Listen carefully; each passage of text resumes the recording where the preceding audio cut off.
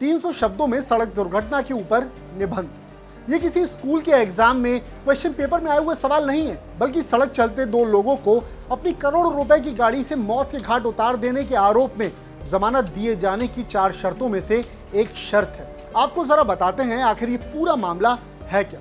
दरअसल रविवार को यानी कि 19 मई की रात को पुणे में एक सड़क हादसा होता है और इस सड़क हादसे में 2 लोग अपनी जान गंवा देते हैं। और ये कोई मामूली सड़क हादसा नहीं था, ये सड़क हादसा वो था जिसे एक नाबालिग ने अंजाम दिया और करोड़ों रुपए की गाड़ी से अंजाम दिया। संडे की बात है, यानी कि 19 मई की बात है। पुणे में एक सड़क हादसा होता है।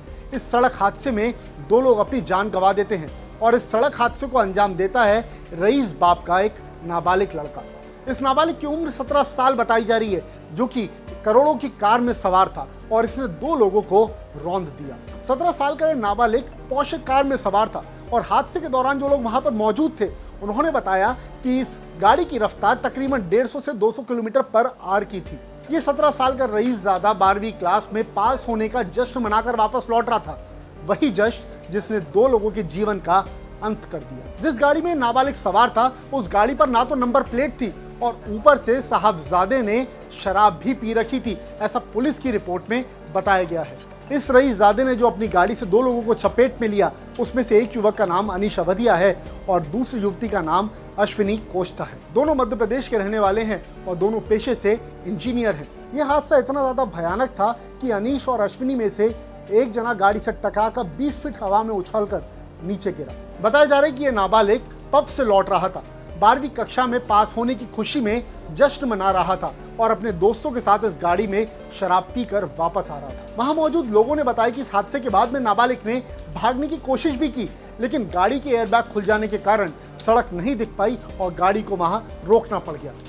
इसके बाद लोगों ने इसे पकड़ा और फिर इसकी खूब पिटाई की। लोगों ने इसकी पिटाई के बाद इसे पुलिस के हवाले कर दिया, लेकिन किशोर न्याय बोर्ड ने चंद घंटों में ही इसको जमानत दे दी। अब थोड़ा आप गौर दीजिएगा, जिन शर्तों पर इसको जमानत मिली है उन शर्तों को सुनने के बाद आपका क्या रुख है, प्लीज कमेंट करके जरूर बताइएगा। पहली शर्त, आरोपी को सड़क दुर्घटना के ऊपर 300 शब्दों में निबंध लिखने का आदेश दिया जाए। शर्त नंबर 2, आरोपी को 15 दिन तक यातायात पुलिस के साथ में काम करना होगा। शर्त नंबर 3, नशा मुक्ति केंद्र जाकर शराब पीने की आदत को छोड़ने के लिए कहा गया है। और शर्त नंबर 4, ट्रैफिक रूल्स की पूरी जानकारी लेकर जुवेनाइल कोर्ट के सामने एक बार फिर से पेश होने को कहा गया है। वहीं नाबालिग को जमानत दिए जाने पर मृतकों के परिवार वालों को हैरानी हुई।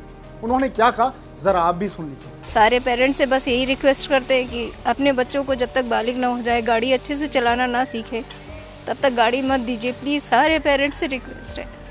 और उनको पीने के लिए मत वो करिए कि पी करके गाड़ी चला रही, इतनी स्पीड वाली गाड़ी आप दे रहे हैं, तो थोड़ा तो आप लोग वो करिए कि हमारे बच्चे के साथ साथ दूसरे के बच्चों की भी जान हथेली पर आप लोग ने लेकर कैसा कर दिया। 2 परिवार उजड़ गए पूरे।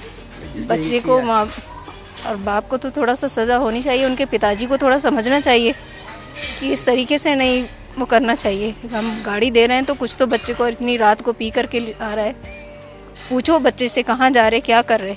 मैं देखा, चैनल में देखा तो बिल्कुल बहुत दुख हुआ कि एक बच्चे को, 17 साल के बच्चे को केवल एक निबंध के थ्रू पे आप उसको छोड़ देते हो। क्या ये जायज़ है? कानून के तरीके उसमें ये उचित है क्या? मैं पूछता हूँ, यदि जिस मजिस्ट्रेट ने डिसीजन दिया है उस मजिस्ट्रेट की बेटी होती तो क्या वह इस तरह का डिसीजन दे पाता? गार्जियंस की भी ये लायबिलिटी बनती है।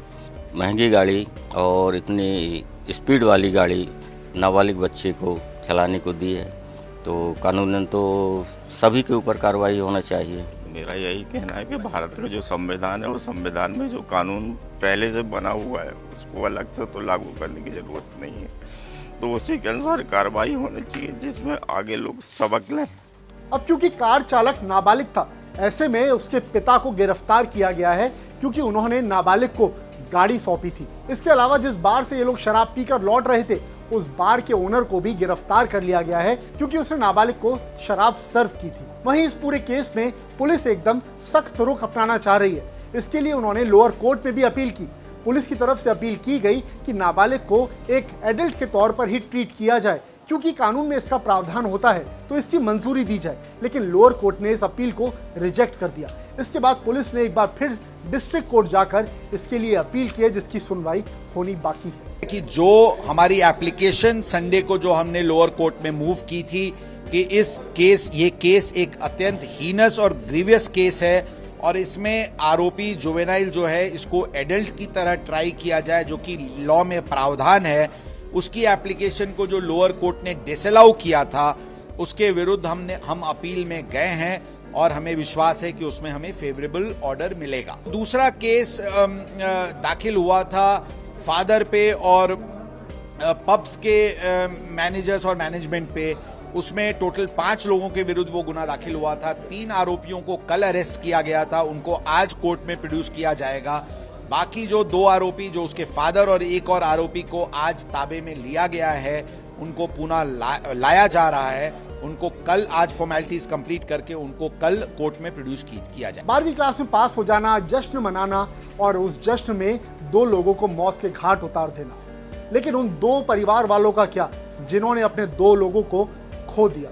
ये सवाल हम सबके मन में बार बार आएगा।